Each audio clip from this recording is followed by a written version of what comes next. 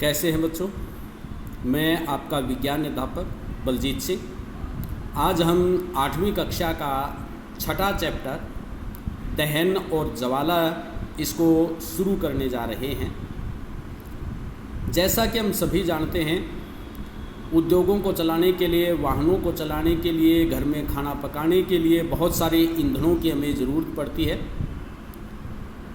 यदि हम इनकी एक सूची बनाएं कौन कौन से ईंधन हम वाहन चलाने के लिए, फैक्ट्रियां चलाने के लिए या घर के अंदर उपयोग करते हैं, तो शायद सूची के अंदर गोबर या गोबर के कंडे, जो कि ग्रामीण क्षेत्र के अंदर विशेष रूप से प्रयोग किए जाते हैं, लकड़ी है, कोयला है, कास्ट कोयला यानी लकड़ी से बना हुआ कोयला है, पेट्रोल है, डीजल है, सपिंडित प्राकृतिक गैस जिसको सीएनजी कहते हैं, बायोगैस है, बायोगैस प्लांट भी आजकल बहुत लगाए जा रहे हैं। तो ये कुछ हमारे उदाहरण हो सकते हैं जिनको हम ईंधन के रूप में प्रयोग करते हैं।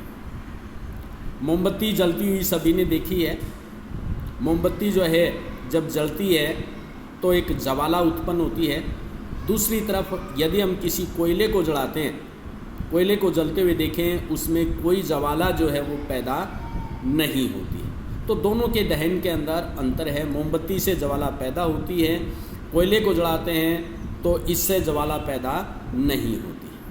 अब प्रश्न उठता है, दहन होता क्या है, दहन किसे कहेंगे। 7वीं क्लास में हमने मैग्नीशियम का एक रिबन लेकर के उसको जला करके दिखाया था और इससे मैग्नीशियम ऑक्साइड का सफ़ेद रंग का जो चूर्ण बनता है वो हमने दिखाया था आपको। इसके अलावा इससे ऊष्मा और प्रकाश, सफ़ेद रंग की रोशनी और गर्मी जो है, ऊष्मा जो है वो पैदा होती है। इसी तरह से यदि हम किसी कास्ट कोयले को लेकर के कोई दूसरा ईंधन ले लें, उसको जब हम जलाते हैं तो उससे भी ऊष्मा और प्रकाश जो है वो पैदा होते हैं। कास्ट कोयले को जलाने से कार्बन डाइऑक्साइड गैस बनती है। ध्यान रखें, कास्ट कोयले को जलाने से कार्बन डाइऑक्साइड गैस, ऊष्मा और प्रकाश, ये चीज़ें उत्पन्न होती। तो दहन कहेंगे किसे, ये है हमारी दहन की परिभाषा। वह रासायनिक प्रक्रिया जिसमें कोई पदार्थ ऑक्सीजन के साथ अभिक्रिया करके ऊष्मा देता है, ऊष्मा, गर्मी पैदा करता है, ऊष्मा उत्पन्न करता है, उसे दहन कहते हैं।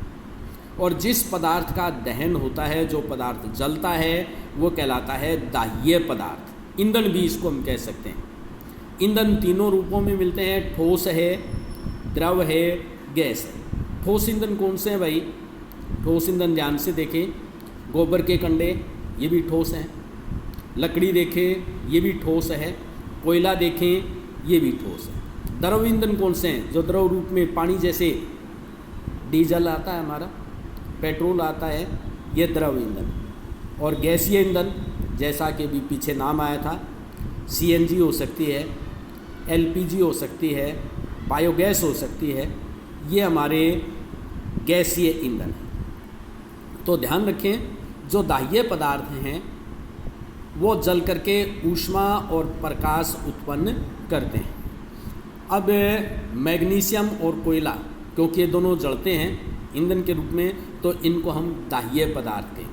अब एक ये क्रियाकलाप आगे दे रखा है, कौन से पदार्थ इनमें से दाह्य हैं और कौन से पदार्थ जो है ये अदाह्य हैं। जैसे लकड़ी दे रखी है, लकड़ी आसानी से जलती है तो दाह्य पदार्थ है।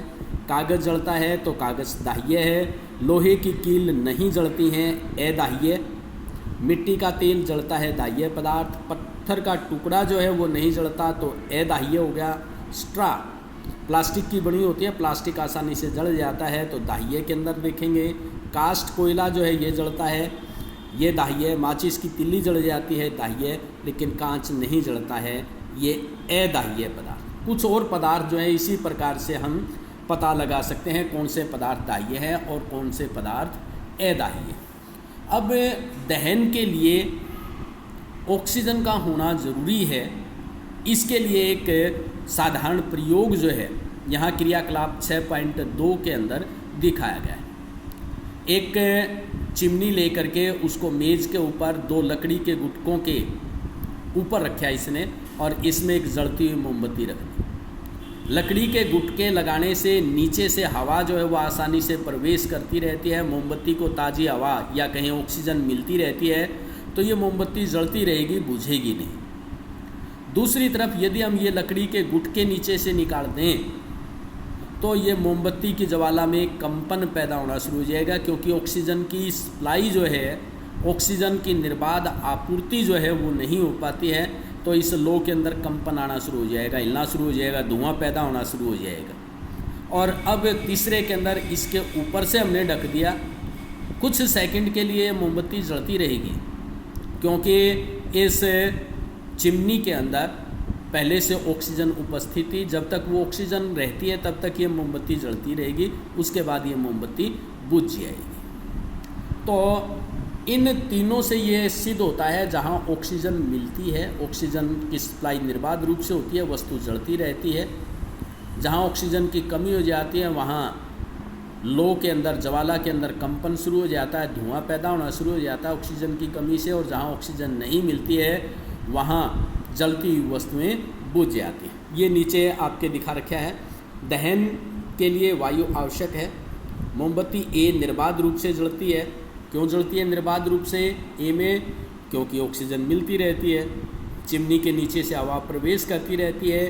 बी के अंदर वायु नीचे से प्रवेश नहीं कर पाती है, तो ज्वाला के अंदर कंपन होता है और धुआं पैदा होता है, क्योंकि ऑक्सीजन पूरी नहीं मिलती है।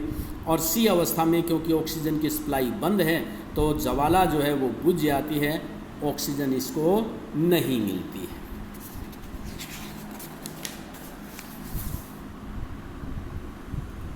आगे देखें, हमने पढ़ा है कि सूर्य अपनी ऊष्मा और प्रकाश स्वयं उत्पन्न करता है। क्या उसमें भी दहन होता है?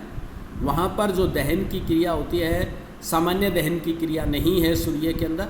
उसमें नाभिकीय ऊर्जा जो है वो पैदा होती है, नाभिकीय अभिक्रियाएँ पैदा होती हैं। इसको आप 9वीं 10वीं क्लास में जा कर के पढ़ेंगे। क्रियाकलाप 6.3 जलने के लिए जो ऑक्सीजन की आवश्यकता है, क्यों ज़रूरी है, ये हम कल के डिस्कशन में पढ़ेंगे। आज यहीं तक, धन्यवाद।